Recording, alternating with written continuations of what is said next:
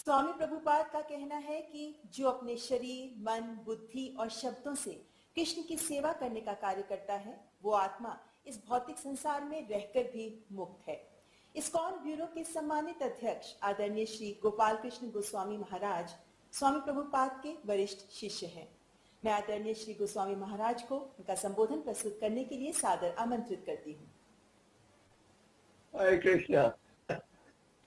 आदरणीय नरेंद्र मोदी जी, भारत के प्रधानमंत्री, आदरणीय Krishna Reddy, union minister of culture, आपका आभार कि आप लोग ने अपना कीमती समय दिया है इस शुभ कार्य के लिए।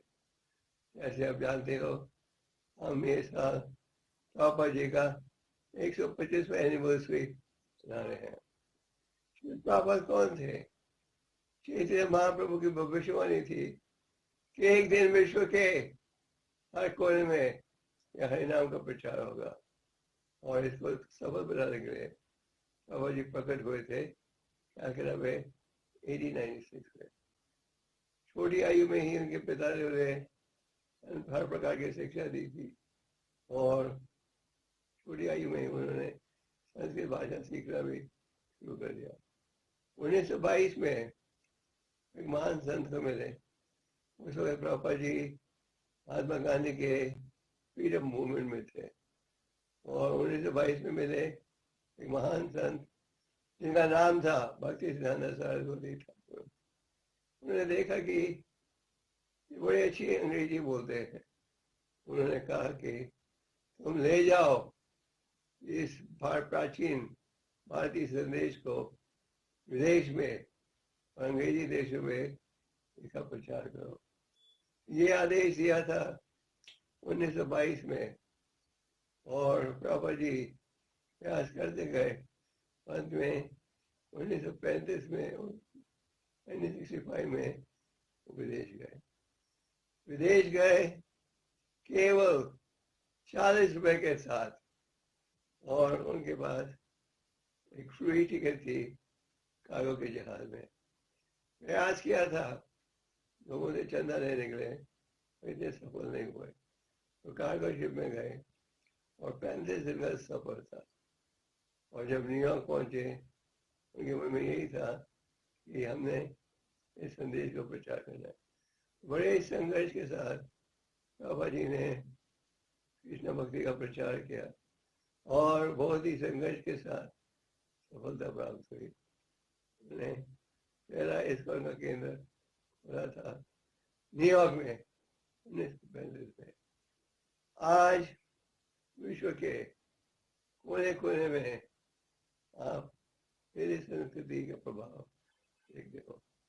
पहली बार इतिहास में भारतीयों ने देखा तो प्रभुपाद अपने विदेशी शिष्यों के साथ आए थे। उन्होंने देखा विदेशियों को साड़ी पहनते हुए, धोती पहनते हुए, तिलक लगाते हुए। प्रभुपाद जी ने थोड़े समय में ही ग्रंथों का अनुवाद किया। उनके गुरु महाराज का आदेश था वैदिक साहित्य का अनुवाद करो, और थोड़े समय में ही भागवतम, गीता और ग्रंथों का अनुवाद किया। आज 70 करोड़ से अधिक किताबें वैदिक साहित्य के ऊपर विदेशों में पढ़ी हैं, और आज बड़े महाविद्यालय जो हैं वो भी इन ग्रंथों का लाभ उठा रहे हैं। प्रभुपाद जी ने लगभग 70 ग्रंथों का अनुवाद किया, जिनका अनुवाद आज विश्व की हर प्रसिद्ध भाषा में हो गया। आज आप विश्व के किसी भी महाविद्यालय में जा सकते हैं, तो गीता को प्राप्त कर सकते हैं। तो प्रभुपाद जी की इच्छा थी जो वैदिक संस्कृति है पूरे मानव समाज के सुधार के लिए है, और केवल हमें भारतीयों को ये नहीं सोचना चाहिए केवल भारतीयों के लिए है। और उन्होंने यथारूप वैदिक संस्कृति का प्रचार किया सारे विश्व में, और केंद्र भी खुले। बाबा जी ने फिलोसफिकल डिस्कशन के द्वारा ये साबित किया कि वैदिक साहित्य का उपयोग आज इस आधुनिक युग में भी हो सकता है। तो हम बड़े आभारी हैं प्रधानमंत्री जी के कि उन्होंने अपना कीमती समय दिया है ऐसा योजना को सफल बनाने के लिए बाबा जी की इच्छा थी कि पूरे विश्व सुखी बने, लोगों का चरित्र हो, शांति की प्राप्ति के लिए हम प्रयास करें। ये जब हो सकता है तो हम शास्त्रों की शिक्षा का लाभ उठा, और ये जो संदेश है वे मानस समाज में, साथ में सामाजिक सेवा विभाग था। बाबा जी ने एक फूड फॉर लाइफ प्रोग्राम शुरू किया था, और कहा जाता है कि ये फूड फॉर लाइफ का प्रोग्राम तो हम लगभग विश्व के हर कोने में कर रहे हैं। ये लाखों लोग लाभ उठा रहे हैं, और इसके साथ जब सामाजिक सेवा की, पहले जब कोविड आया था, कोविड के कैंप खोले हर जगह समाज की सेवा के, तो भारतीय संस्कृति का लाभ हम सबको उठाना चाहिए। बाबा जी की वही इच्छा थी कि भारतवासी अपनी संस्कृति को नहीं भूले। कई विदेशी पंडित स्कॉलर भारत में आए और उन्होंने वैदिक शास्त्रों का अनुवाद किया, जो असली भाव था वो बदल दिया। बाबा ने ये लिखा है, these books are for everyone। एक बड़े फिलोसफर थे वेस्ट के, कॉक्स, उन्होंने कहा कि proper was 1 in a million, such a great devotee. और आज जो वैदिक संस्कृति का भाव है ये बढ़ते जा रहा है। हम बड़े आभारी हैं हमारे प्रधानमंत्री जी ने इस शुभ अवसर पर हमें दिया है। पिछले साल प्रधानमंत्री जी आए थे हमारे केंद्र में सबसे बड़े गीता की स्थापना करने के लिए, तो हम आभारी हैं कि आप लोग सहयोग दे रहे हो। ये जो कॉइन आपने रिलीज करने जा रहे हो, ये 125th एनिवर्सरी का स्पेशल कॉमेमोरेटिव कॉइन है। आप लोगों का बहुत शुक्रिया, और हम फिर से आभार कर रहे हैं इस योजना को सफल बनाने के लिए। आपका बहुत बहुत शुक्रिया, और भगवान आपकी सरकार को और भी शक्ति दे कि वो देश को मार्गदर्शन दे सके। बहुत जरूरी है कि देश को मार्गदर्शन देने के लिए हमारे पास भी धार्मिक ज्ञान होना चाहिए, कुछ शास्त्रों का ज्ञान होना चाहिए, फिर हम ठीक मार्गदर्शन दे सकते हैं। और प्रजा जब इस शिक्षा का लाभ उठाएगी तब देश में शांति, विश्व में शांति आएगी। जो वैदिक साहित्य है इसमें शांति का संदेश है पूरे मानव समाज में। बहुत शुक्रिया, भगवान आप लोगों को, प्रधानमंत्री और उनकी सरकार को और भी शक्ति दे इसको मार्गदर्शन देने के लिए। हरे कृष्ण। धन्यवाद आदरणीय गोस्वामी महाराज जी। और मैं माननीय प्रधानमंत्री जी से विनयपूर्ण आग्रह करती हूँ कि कृपया रिमोट का बटन दबाकर भक्तिवेदांत स्वामी प्रभुपाद की 125वीं जयंती के अवसर पर 125 रुपए का स्मारक सिक्का जारी करें।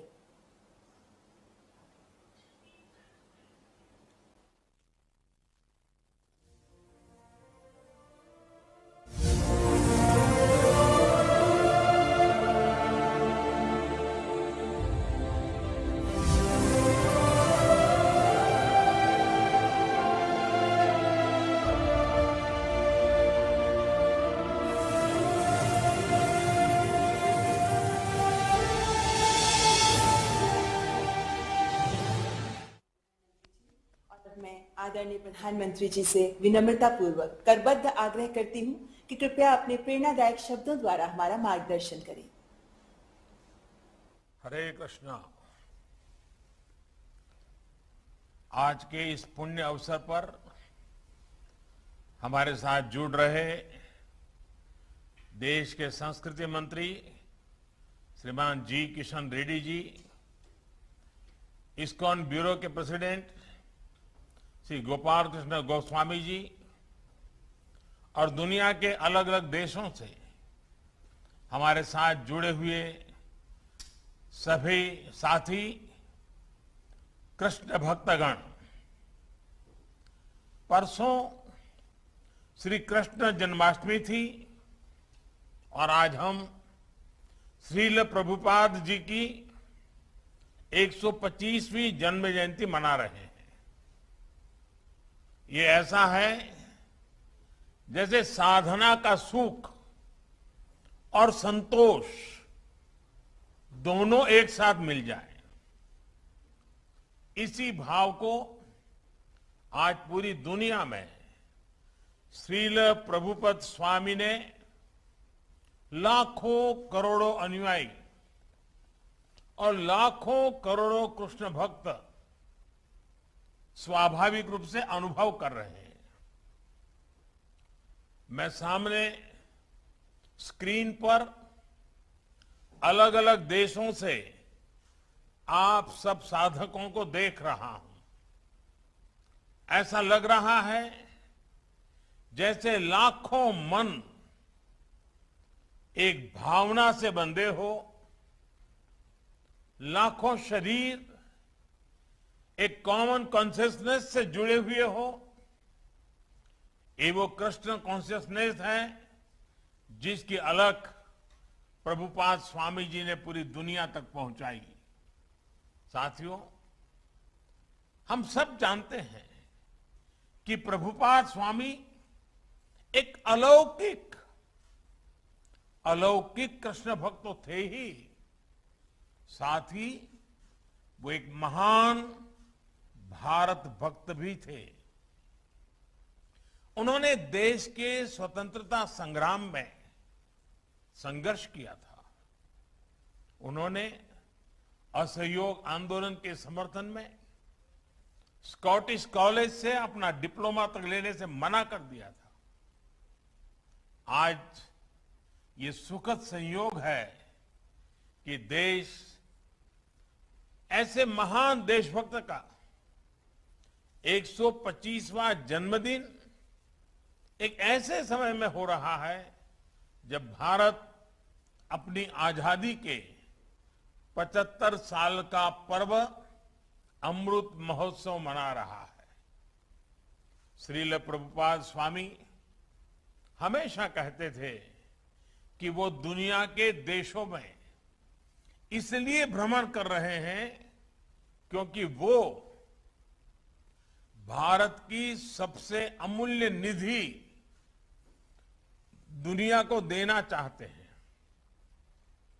भारत का जो ज्ञान विज्ञान है, हमारी जो जीवन संस्कृति और परंपराएं हैं, उसकी भावना रही है अथभूत दयाम प्रति, अर्थात जीव मात्र के लिए, जीव मात्र के कल्याण के लिए हमारे अनुष्ठानों का भी अंतिम मंत्र यही होता है, इदम न मम, यानी ये मेरा नहीं, ये अखिल ब्रह्मांड के लिए है, संपूर्ण सृष्टि के हित के लिए है।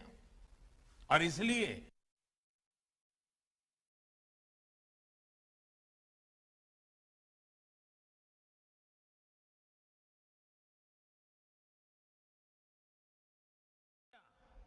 कि वे भारत के चिंतन और दर्शन को दुनिया तक ले जाएं। श्रील प्रभुपाद जी ने अपने गुरु के इस आदेश को अपना मिशन बना लिया और उनकी तपस्या का परिणाम आज दुनिया के कोने कोने में नजर आता है। अमृत महोत्सव में भारत ने भी सबका साथ, सबका विकास और सबका विश्वास के मंत्र के साथ ऐसे ही संकल्पों को अपनी आगे की यात्रा का आधार बनाया है।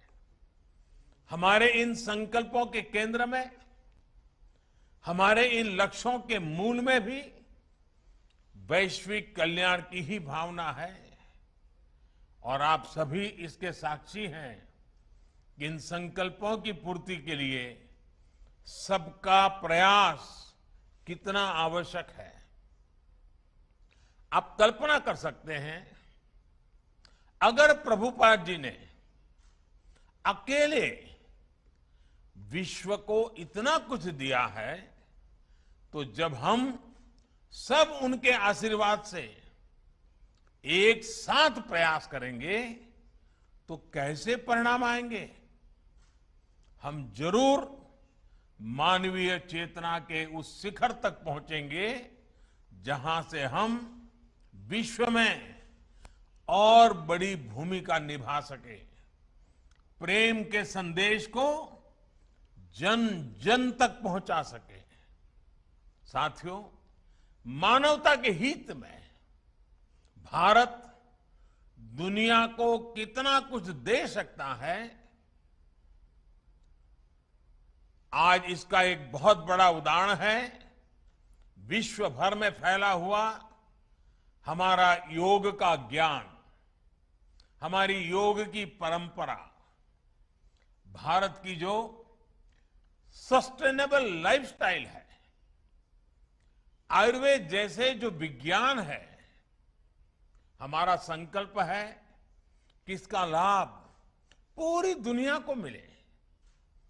आत्मनिर्भरता के बीच इस मंत्र की श्रील प्रभुपाद अक्सर चर्चा करते थे, उसे भारत ने अपना ध्येय बनाया है और उस दिशा में देश आगे बढ़ रहा है।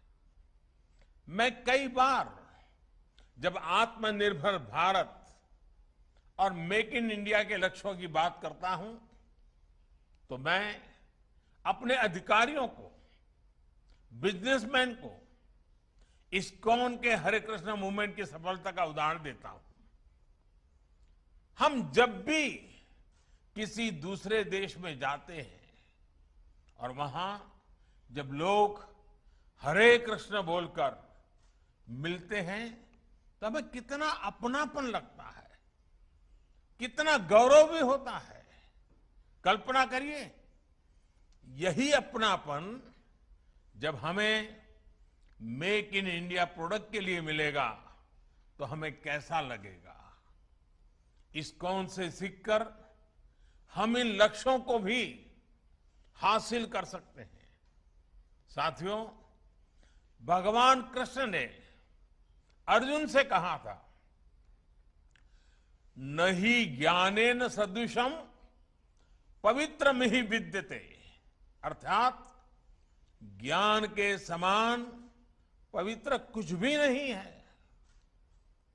ज्ञान को ये सर्वोच्चता देने के बाद उन्होंने एक और बात कही थी, मैव मन अधस्तत्व मयि बुद्धिम निवेशय, यानी ज्ञान विज्ञान को हासिल करने के बाद अपने मन को, बुद्धि को कृष्ण में लगा दो, उनकी भक्ति में समर्पित कर दो। ये विश्वास, ये बल भी एक योग है जिसे गीता के 12वें अध्याय में भक्ति योग कहा गया है। और इस भक्ति योग का सामर्थ्य बहुत बड़ा होता है। भारत का इतिहास भी इसका साक्षी है। जब भारत गुलामी के गहरे गर्त में फंस गया था, अन्याय, अत्याचार और शोषण से पीड़ित भारत अपने ज्ञान और शक्ति पर ध्यान नहीं लगा पा रहा था, तब ये भक्ति ही थी जिसने भारत की चेतना को जीवंत रखा, भारत की पहचान को अक्षुण्ण रखा। आज विद्वान इस बात का आकलन करते हैं कि अगर भक्ति काल की सामाजिक क्रांति न होती तो भारत न जाने कहां होता, किस स्वरूप में होता। लेकिन उस कठिन समय में चैतन्य महाप्रभु जैसे संतों ने हमारे समाज को भक्ति की भावना से बांधा। उन्होंने विश्वास से आत्मविश्वास का मंत्र दिया। आस्था के भेदभाव, सामाजिक ऊंच नीच, अधिकार अनाधिकार, भक्ति ने इन सबको खत्म करके शिव और जीव के बीच एक सीधा संबंध बना दिया। साथियों, भारत के इतिहास का अध्ययन करें तो आप ये भी पाएंगे कि भक्ति की इस डोर को थामे रहने के लिए अलग अलग कालखंड में ऋषि, महर्षि और मनीषी समाज में आते रहे, अवतरित होते रहे। एक समय अगर स्वामी विवेकानंद जैसे मनीषी आए जिन्होंने वेद वेदांत को पश्चिम तक पहुंचाया, तो वहीं विश्व को जब भक्ति योग को देने की जिम्मेदारी आई तो श्रील प्रभुपाद जी और इस्कॉन ने इस महान कार्य का बीड़ा उठाया। उन्होंने भक्ति वेदांत को दुनिया की चेतना से जोड़ने का काम किया। यह कोई साधारण काम नहीं था। उन्होंने करीब 70 साल की उस उम्र में इस्कॉन जैसा वैश्विक मिशन शुरू किया, जब लोग अपने जीवन का दायरा और सक्रियता कम करने लगते हैं। ये हमारे समाज के लिए और हर व्यक्ति के लिए एक बड़ी प्रेरणा है। कई बार हम देखते हैं लोग कहने लगते हैं कि उम्र हो गई, नहीं तो बहुत कुछ करते, या फिर अभी तो सही उम्र नहीं है ये सब काम करने की। लेकिन प्रभुपाद स्वामी अपने बचपन से लेकर के पूरे जीवन तक अपने संकल्पों के लिए सक्रिय रहे। प्रभुपाद जी समुद्री जहाज से जब अमेरिका गए तो वो लगभग खाली जेब थे। उनके पास केवल गीता और श्रीमद् भागवत की पूंजी थी। रास्ते में उन्हें 2-2 बार हार्ट अटैक आया यात्रा के दरमियान। जब वो न्यूयॉर्क पहुंचे तो उनके पास खाने की व्यवस्था भी नहीं थी, रहने का तो ठिकाना ही नहीं था। लेकिन उसके अगले 11 सालों में दुनिया ने जो कुछ देखा, श्रद्धेय अटल जी के शब्दों में कहें तो अटल जी ने इनके विषय में कहा था, वो किसी चमत्कार से कम नहीं था। आज दुनिया के अलग अलग देशों में सैकड़ों इस्कॉन मंदिर है। कितने ही गुरुकुल भारतीय संस्कृति को जीवंत बनाए हुए हैं। इस्कॉन ने दुनिया को बताया है कि भारत के लिए आस्था का मतलब है उमंग, उत्साह और उल्लास और मानवता पर विश्वास। आज अक्सर दुनिया के अलग अलग देशों में लोग भारतीय वेशभूषा में कीर्तन करते दिख जाते हैं। कपड़े सादे होते हैं, हाथ में ढोलक, मंजीरा जैसे वाद्य यंत्र होते हैं, हरे कृष्ण का संगीतमय कीर्तन होता है और सब एक आत्मिक शांति में झूम रहे होते हैं।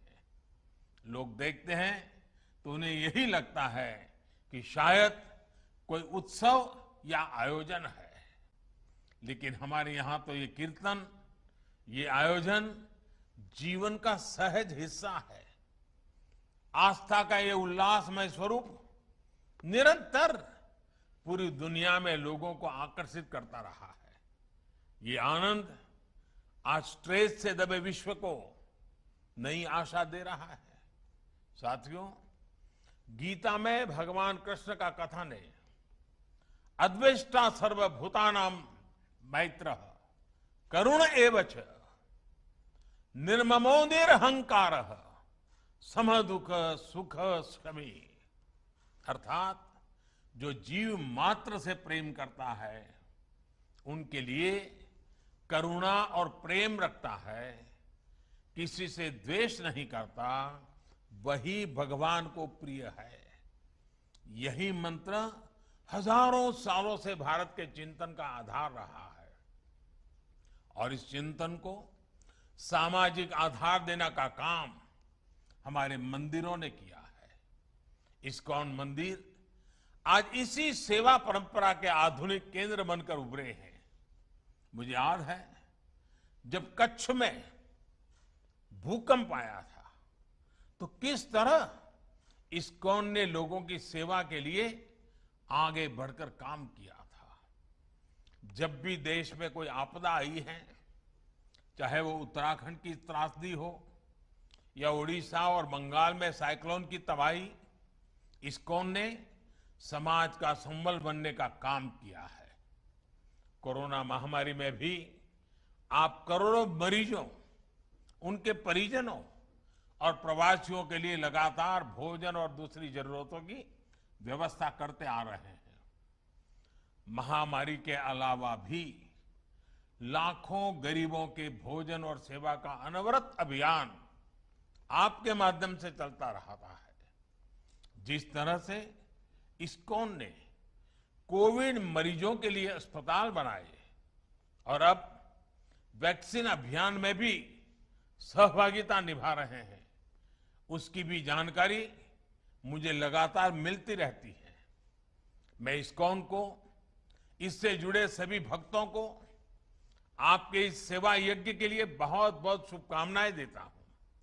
साथियों, आज आप सत्य, सेवा और साधना के मंत्र के साथ न केवल कृष्ण सेवा कर रहे हैं, बल्कि पूरी दुनिया में भारतीय आदर्शों और संस्कारों के ब्रांड एम्बेसडर की भी भूमिका निभा रहे हैं।